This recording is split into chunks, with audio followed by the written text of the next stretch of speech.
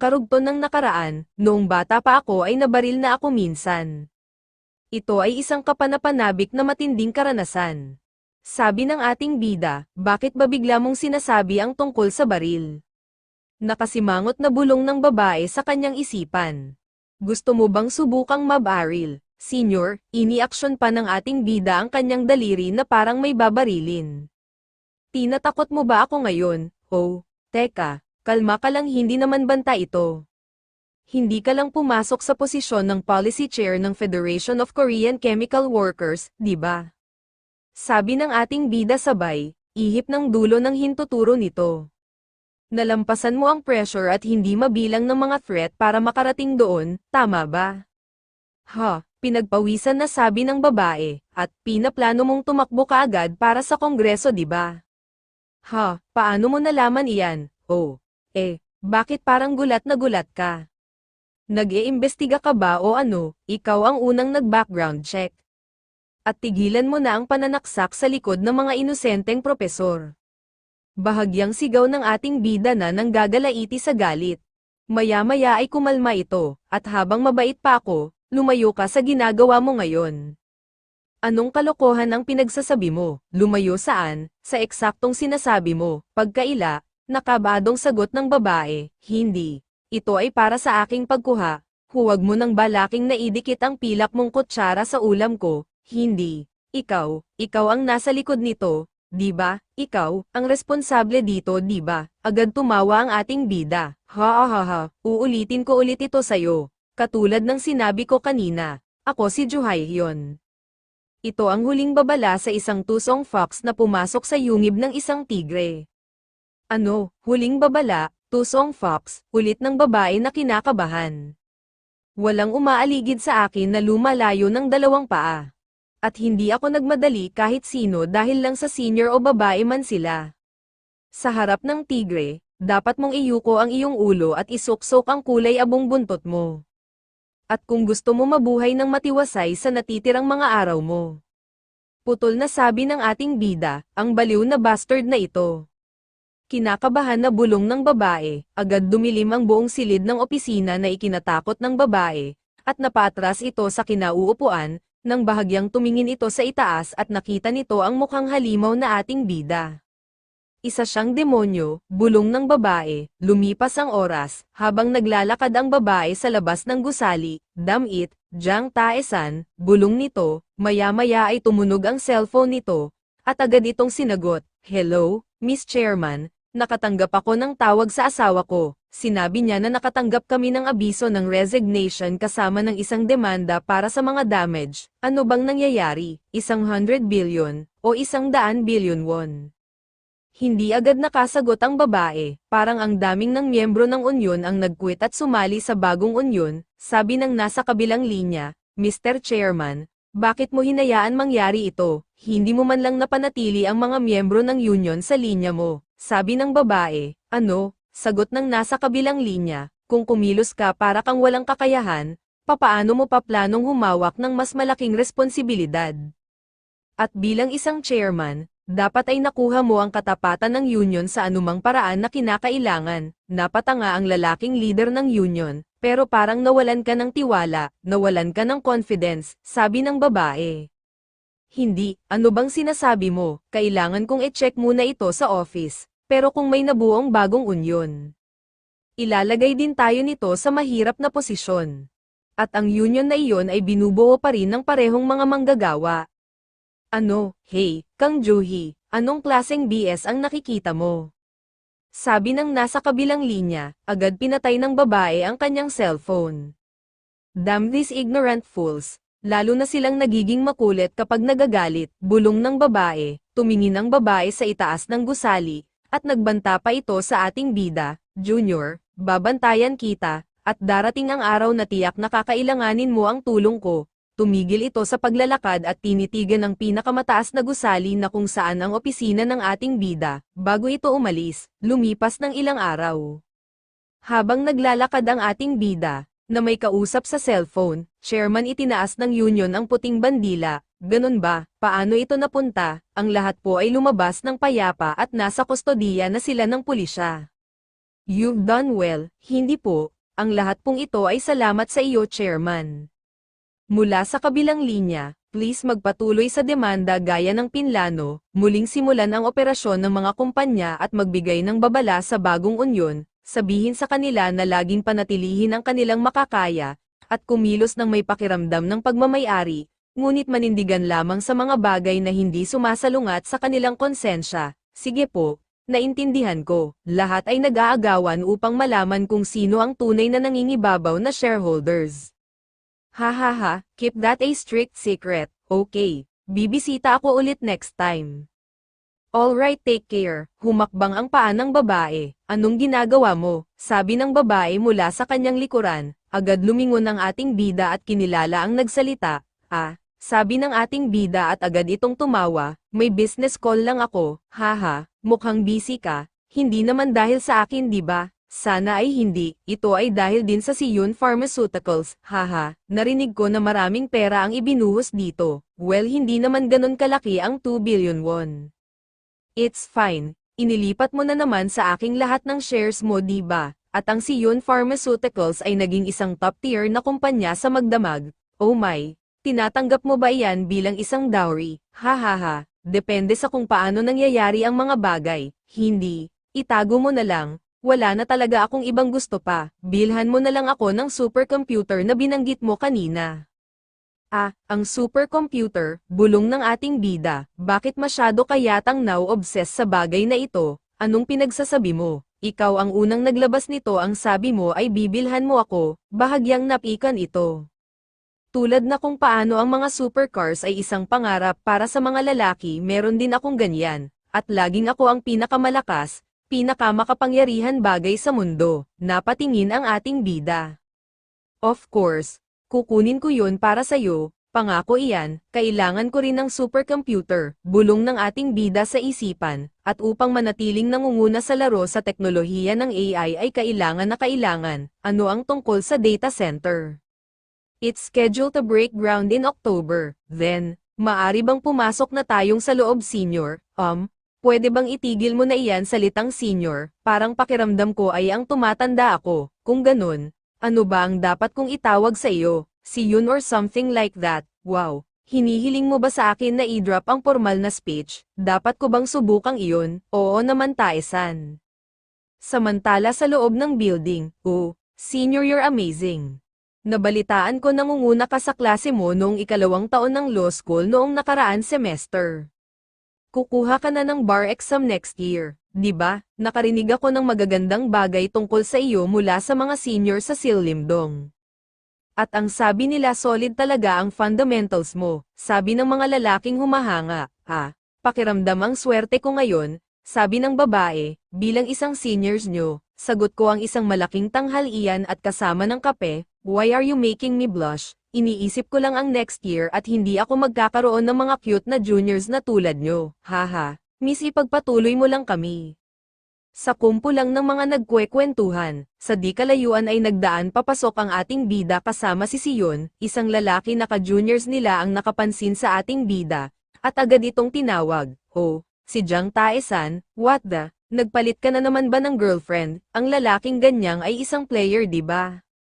Pumapasok lang ba siya sa school para lang makipag-date sa mga magagandang babae? Agad nagulat ang dalawa sa sinabi ng kapwa nila estudyante. Sila ba ang iyong mga kaibigan mula sa iyong klase? Sabi ng babae. Well, I guess so, sabi ng ating bida na nahihiya sa maling pag-akusa sa kanila.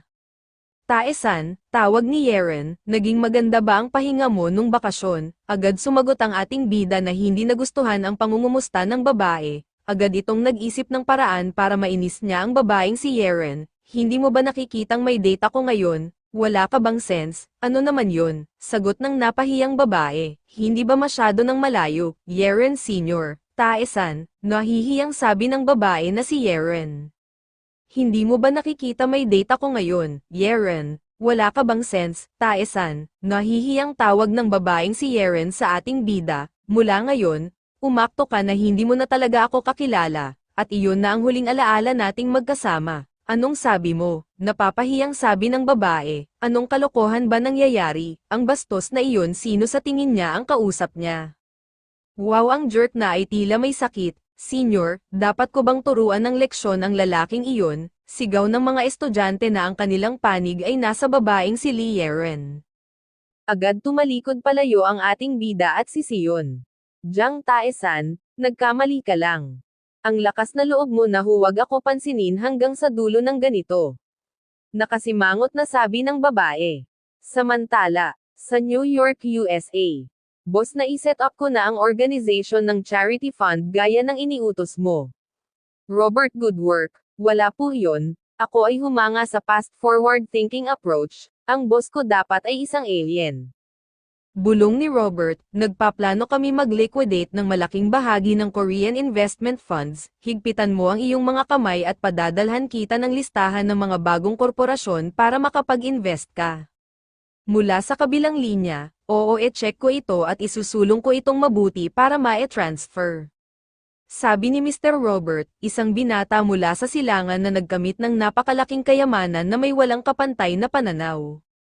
Kahit na aminin ang kaguluhan ng futures at forex market, nakamit niya ang extraordinary profits, kahit na ang CIA, FBI o ang IRS Special Investigation Team ay hindi masusubaybayan ang higit sa 100 offshore corporation na may kaugnayan, at ang mga profits mula sa iba't ibang grupo ng investment na kanyang itinatag sa US ay lumampas na sa bilyon-bilyon dollars. Paano ang mga bagay na hinihiling kong tignan mo?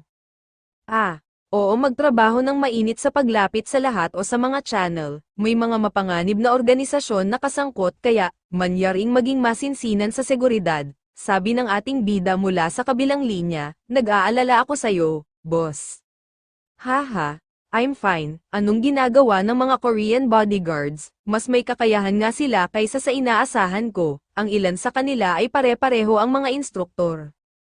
Huwag kang mag-alala tungkol sa mga gastos, siguraduhin lamang na magpatakbo ng isang matatag na programa. Kailangan natin silang sanayin na maging mga mandirigma na kayang tumanggap na 100 na grants. Sige, mag-iingat ka and I'll see you soon. May plano ka bang pumunta dito sa US? Ang binatang ito na wala pa sa 20s ayon sa American Standard, bulong ni Mr. Robert sa isipan. Oo, sa tingin ko oras na para bumisita ako. Inaabangan ko ito, matapos ang kanilang masinsinan na usapan. Ang huling tunay na Panginoon ng aking buhay, yung mga ganitong moments na parang nagawa ko na talaga, ngunit ang katotohanan ay, tumingin-tingin ito sa paligid. Isang estudyante lang na kailangan pumasok sa klase, bulong nito, kung makapasa ako sa ikalawang yugto ng bar exam, malilibre ako sa lahat ng klase ng law school, ngunit kailangan ko pa rin kumpletuhin ang mga kredito mula sa iba't ibang departamento para makapagtapos. Plano kong i-knock out ang lahat ng elective courses ko bago iyon. Grabe, para akong sumisira sa dojos. Ano ba ang dapat kong gawin? Tumayo ang ating bida sa pagkakaupo at naglakad. Ngayon ang elective A3 credit special lecture on mathematics. Ang math, parang nainis ito, at kinausap ang sarili na hindi pinansin ang mga nakatingin sa kanya. Mayroon bang math god iyan na maaaring magbigay sa akin ng ilang tips sa pagbabago ng laro?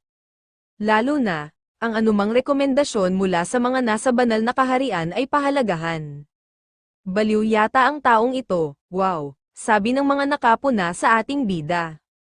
Bigla nagsalita ang boses, may sagot ang mga Diyos, muling nagsalita ang boses, ang mga Diyos ay nagsimulang makipagkompetensya laban sa isa't isa, tumingin ang ating bida sa taas, at muling nagsalita ang boses, ang mga Diyos ay nahati sa mga pangkat at naglalaro ng bato-papel gunting upang matukoy ang mananalo, muli nagsalita ang boses, maaaring magtagal ito, biglang nag-react ang ating bida, nakikipagkompetensya, ng bato-papel gunting, mga delay, ilan sila?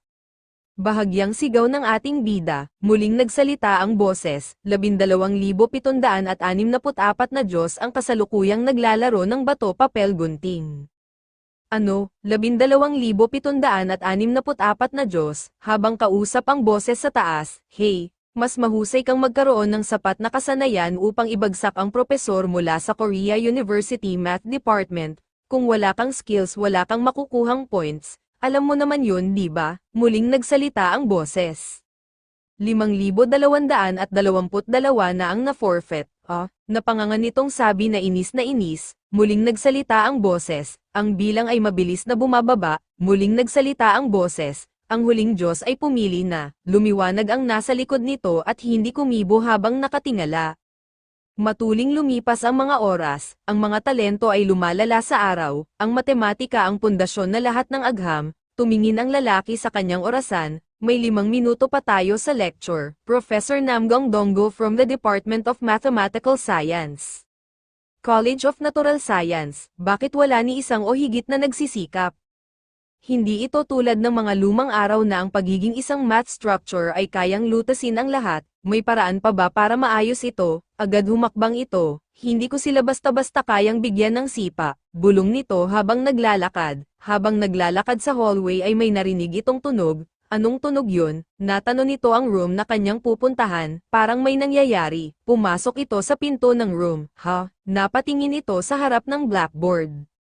Makikita sa harapan ng blackboard na mayroon nagsusulat ng kung ano-ano kaugnayan sa matematika at agham, napatingin ang mga estudyante, nakatutok na pinagpapawisan, patuloy naglakad ang professor sa matematika, makikita ang ating bida na nagsusulat sa harap ng blackboard na punong-puno na kanyang sinusulat tungkol sa matematika at science, at formula. Oh my, iyan ay, gulat na bulong nito, the Enigma Decryption Formula, paano ang paggamit ng encryption math formula ni Alan Turing, bulong nito na napanganga. Alan Turing ang brilliant na mathematician na ipinanganak sa England, isang kilalang trahedya na henyo, sa kanyang maselan kakayahan sa pagkalkula, at walang katapusan pag-iisip sa matematika. Naintindihan niya talaga lahat iyon, hindi ko pa nakita ang estudyanteng ito dati. Ang isang talentong tulad nito ay hindi ko pa nakikita kahit saan, matapos magsulat sa blackboard ay agad ibinalik ang chalk at humarap ito sa mga kapwa niya estudyante. Sino ba may alam, dito senior siya sa department namin. Si Jiang Taesan mula sa Law Department School, sabi ng isang lalaki, anong sabi mo, galing sa law school, hindi ka panipaniwala, bakit may law student dito? Bulungan ng mga estudyante, hindi ba iyan enigma code solution na sinabi ng professor na revolutionary, mag-drop out na lang ako. Wala akong maintindihan kahit isang bagay, tumingin lang ang professor at hindi kumibo.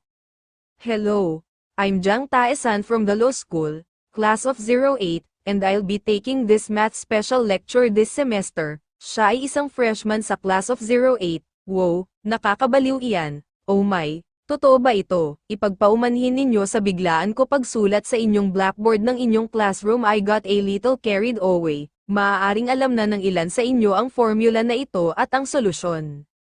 Ito ay si Alan Turing ng code-breaking formula, isang lalaking kilala bilang ama ng artificial intelligence at computing. During World War II, ang mga kaalyado ay dumaranas ng malaking pagkalugi sa mga German submarines, nagtaka ang professor. German Advanced and Encryption System na tila imposibleng macrack, the Enigma, ang device na ito, na pinangalanan sa salitang Greek para sa bugtong, ang nag-iwan sa mga intelligence officer na nagkakamot ng ulo.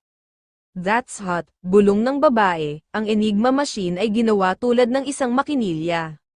Ngunit ito ay anumang bagay ngunit karaniwan, dahil naglalaman ito ng 8 rotors sa loob, na gumagawa ng higit sa 1,000,000 posibleng combination para sa bawat na e-type na liham, sa oras na iyon ng walang mga computer, kailangan mano-manong e-decrypt ng mathematician ang mga code, at dahil nagbago ang code araw-araw, tumagal ito ng ilang buwan upang ma-decrypt ang kahit isang mensahe. At sa wakas, gamit ang machine ni Turing design ang bomb, sa pamamagitan ng pag-aalis ng mga labis na posibilidad, at nagtagumpay sila sa pag-crack ng code. Ang decryption math formula na ginamit noong panahon iyon, ay ang function f, x, ganyan, kung paano ito gumana, teka. Hindi pa nalalapat ang pamamaraan ito, paanong, bulong ng professor, agad nagulat ang lalaking professor at nang laki ang mga mata, nakita nito sa ating bida ang aura ni Alan Turing, bigkas ng lalaki, oh my god, sambit nito, napanganga ito na pinagpawisan at natakot.